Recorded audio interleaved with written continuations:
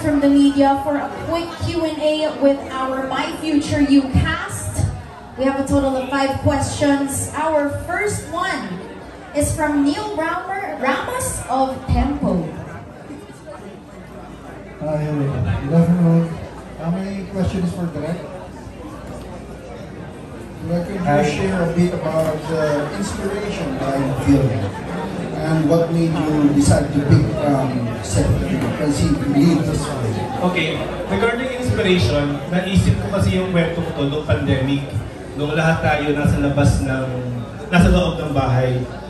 Tapos we only use the cellphone for chatting our friends and random people. So naisip ko, what if may ka-chat ka later on, hindi mo alam, nasa ibang year pala siya. Doon lang siya nag-evolve and then binuo ko na yung character ni Lex and ni Karen. And yun, regarding sa casting for Francine, it's Miss Rosel Monteverde. Siya ang nag-cast for Francine and Seth. Okay, thank you. That's all from me. Okay. Thank you so much, Sir Neil. For our second question, we would like to call on Romel Gonzalez of Police Files Tonight. Yes, hello. Good afternoon. My question is to the whole cast. Briefly, pwede niyong pakikwento kung ano yung role niyo at kung gaano kalapit sa tunay niyong pagkatao yung role niyo sa pelikula. Starting mo. Ako na nga, ako po yung pinakabata. Ang mga sa ko, I played Ate Burns. Siyempre, kung si Mother Lily ay iconic, ang iconic na yaya ng lahat. Siyempre, ako kasama sa bahay ni Seth sa year 2009. So basically, malapit siya, siyempre sa akin yung character kasi as a mother, yung mas kami ni Seth yung nagkikita sa bahay, mas close kay Seth. So, ang anak ko ay isang lalaki. Mas naging malapit ako kay Seth. Ako po, ang character ko po na piniplay doon si Lex. Si Lex, siguro pagkakaparehas namin ni Lex, meron kami isang pamilyang mapagmahal. Meron akong gusto sa buhay, and mahal ko ang pamilya ko, mahal ako ng pamilya ko, tanggap ko ang pamilya ko, tanggap din ako ng pamilya ko. Siguro yung pinagkaparehas namin ni Lex. At syempre, kasi kami yung lover boy. Wow! Yun o. Ako po, role ko po yung si Bonbon. Kapatid ko po si, ate ko po si Francine. And for me po yung, kumbaga, kaparehas ko sa role ko is, sa tomboy po kasi may ate rin po ako. So, ayun. And yung ate ko rin po talaga yung pinaka-close ko sa aming magkakapatid. Kapag kami kailangan ko po ng tulong, kailangan ko ng support sa ibang bagay. Yung ate ko po talaga yung nilalapitan ko. Kaya, ayun, hindi rin po ako ganong nahirapan sa role, or hindi po nahirapan mag-adjust sa role dahil parang ganun din po kasi talaga yung nangyari sa life ko ngayon. Ako naman po, piniplay ko po yung character ni Karen.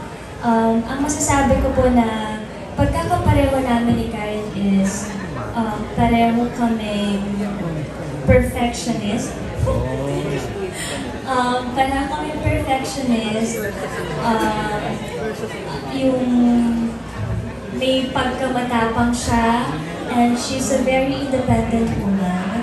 At ang masasabi ko po, mapagmahal siyang anak, lalo sa papa niya, at mapagmahal na ate. Kasi, yun nga po, nakakatawa nga po kasi pareho lang kami lang edad ni Easy dito, pero ako po yung ate niya. Pero nakakatawa naman po kasi parang nakikita ko rin po sa kanya yung bunso kong kapatid dahil may kapatid ko akong lalaki, nag-iisa lang po siya. So, ayun po yung mga pagkakapareho namin, yung pagiging isang ate at yung pagiging isang anak. Thank you and congratulations. Thank you so much, Sir Romel. For our third question, we would like to call on Cesar Batina of Net25. Okay, for Francine, this is your first movie, right? My question is, how does it feel to finally have your love team on the big screen, and what adjustment did you consider to keep your cast so excited. And add ko na din, kumusta na maging bahagi kayo ng Legal Legacy?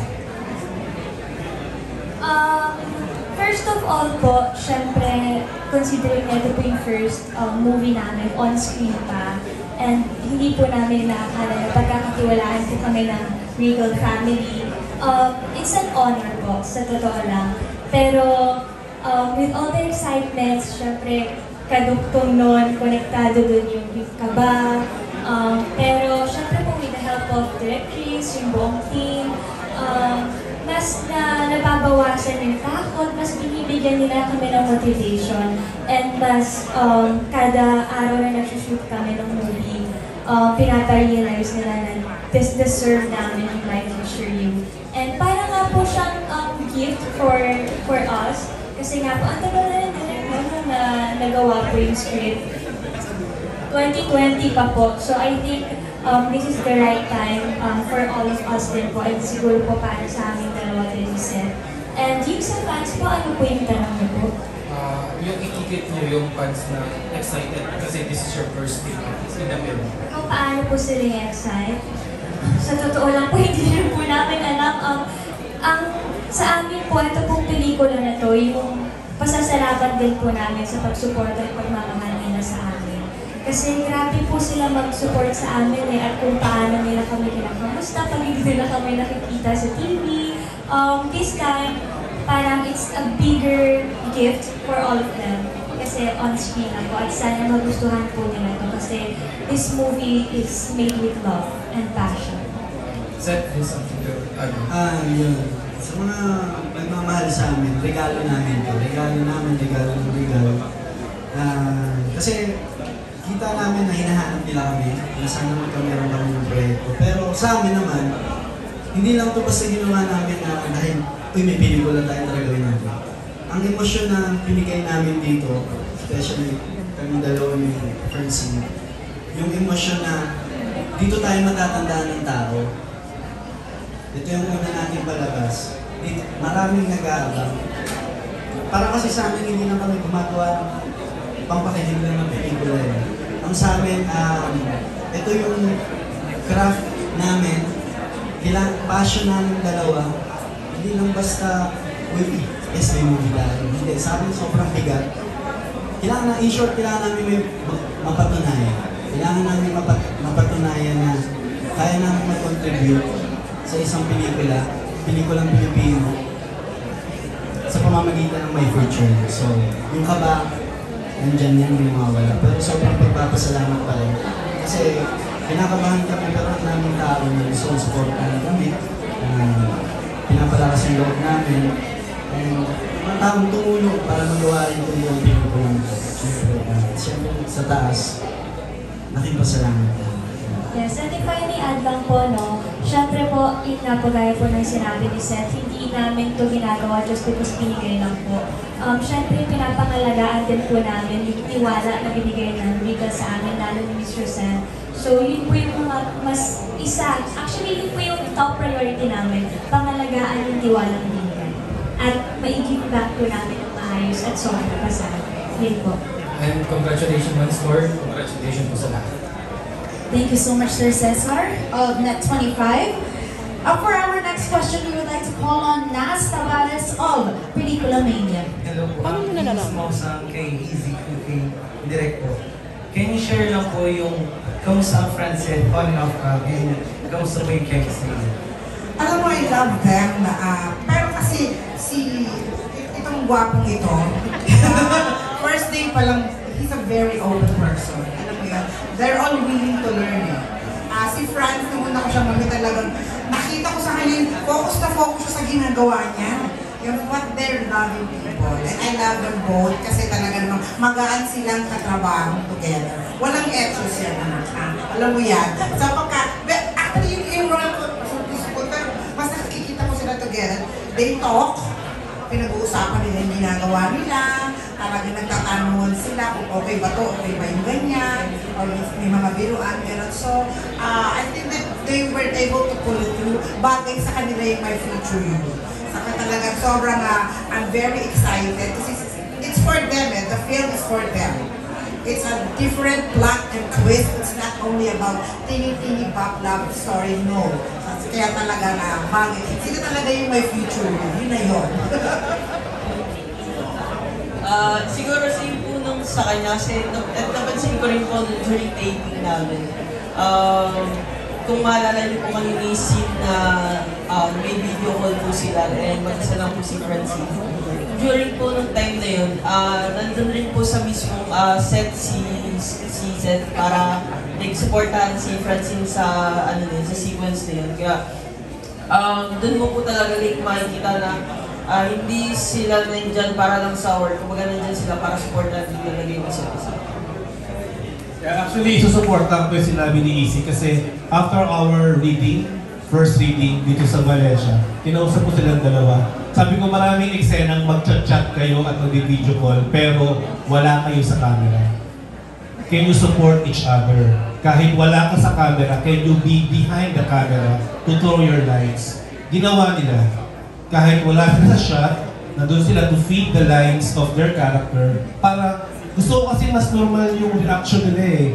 Hindi AD yung nagbabato ng dialogue, hindi script ko yung nagbabato ng dialogue. Pag co-actor kasi mas natural na magre-respond yung kausap eh. And also, I really adore these two kasi pag nasa set ako, nasa isang area lang sila, pinag-uusapin nila yung script, nakikita ko kayong dalawa eh. Pinag-uusapin nila yung script, paano siya i-deliver, o paano siya aatakihin. They talk about the scene. I mean, those are the traits of professional actors eh. These are really professional young actors of our generation. Mahusay sila, and they always support each other, hindi sila nag-iwalay. Kahit sa pagkain, gusto mo alpin. Joke lang yun, joke lang yun. Oo naman, sweet naman talaga sila. Kaya nga nag-post ako dati, Francette is love. Kasi ang sarap, nakakakilig silang panoorin.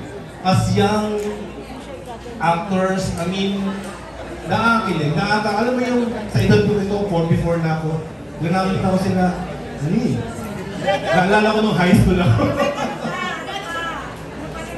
Wala, yun lang. The usual lang naman, at trabaho lang naman kami. They support each other. They draw lines their script together. I mean, support system silang dalawa. Ayun lang, nasabat ka lang mo yung tanong. Madalas ba direct? Alam ko Francette, ginadala ko subuan. Thank you. Alright, thank you so much, Sir Nas. For our last question, we would like to call on Mel Navarro. Here. Hi, Francette. Sobrang nakakakilig ang trailer, direct. Meron bang showing yung pelikula? Or... We're still hoping this year siya mapalabas in cinemas definitely. But we're still waiting for the final date from, of course, from the producer, Mr. Sam. Okay. For the love team, kayo ang sinasabing future, Katniel? Or anong dating sa inyo nung may inaabangan na ba kayong mga blockbuster films after this? Kung sakali. Future ano po, sir? Katniel na sobrang daming blockbuster movies na nagsimula sa love team tulad ninyo. Ang masasabi ko po, personally talaga, syempre po nakakataba ng puso na maihalin tulad kami po kina Ate Kat. But then again po, sinabi rin po namin to nung huling interview po na ang layo po namin sa Katniel at sobrang iba po kasi sila eh. Pero we look up to them po. They are inspiration po sa amin. Kahit kanino naman po siguro sa industriyang to. But yun lang po, nakakatuwa and at the same time nakaka-pressure po kasi parang ang laki ng hinihintay at inaabangan sa amin ng mga tao. But then again po, ito po yung mga baby steps namin sa career namin at sana nandyan din sila to guide us and to support us sa mga baby steps namin papunta sa top. Yun Si po. Seth. Katniel is Katniel. Gusto namin, at the end of the day, Francette kami. You have your own. Yeah. Yes. Siyempre mga fans nyo kasi sobrang dami. Aramdam namin sa social media, inaabangan talaga. gaano kahalaga sa inyo ang role or participation ng fans sa career ninyo bilang love team? Kaya may pelikulang may future yun siguro dahil sa kanila. And I'm sure dahil sa kanila, sa mga nagmamahal sa amin, sa mga nagtitiwala sa kakayanan namin, sa mga patuloy na sumusuporta simula na naging pumasok kami siya sa showbiz industry. And sobrang pressure, pero isa rin sila sa rason kung bakit patuloy namin ito ginagawa. Sa isang artista at aktor, napaka-importante na may taong naniniwala sa'yo. Ganado ka sa trabaho mo para gawin yun. And yun yung gasolina mo eh. Nakakatakot na one day, asaan? One day, wait, asa na sila? Isa yun sa mga nakakatakot sa pagiging artista at isang aktor. Pero hanggat nandiyan pa, syempre pinapahalagahan namin at regalo namin ito para sa kanila. Sa pagmamahal na ramdam namin na kahit nasan kami, nasa harap man kami ng camera o nasa likod kami ng camera, sa bahay kami, nasa set kami, ramdam namin na sobrang nila kaming mahal. And syempre po, yung pressure from them, we take it as a motivation. Kasi at the end of the day po, everything that we do it for them also. So, para po sa amin, it's a give and take kind of relationship with our supporters po. So, thankful po kami sa totoo lang na nandyan sila no matter what. And sa lahat po ng simula po dito sa My Future You na to, unang regalo namin sa kanila. And hopefully, in God's perfect timing, mas marami kami maibigay sa kanila pabalik because of sa pagmamahal at support nila sa aming dalawang isa. Alright, thank you so much, sir.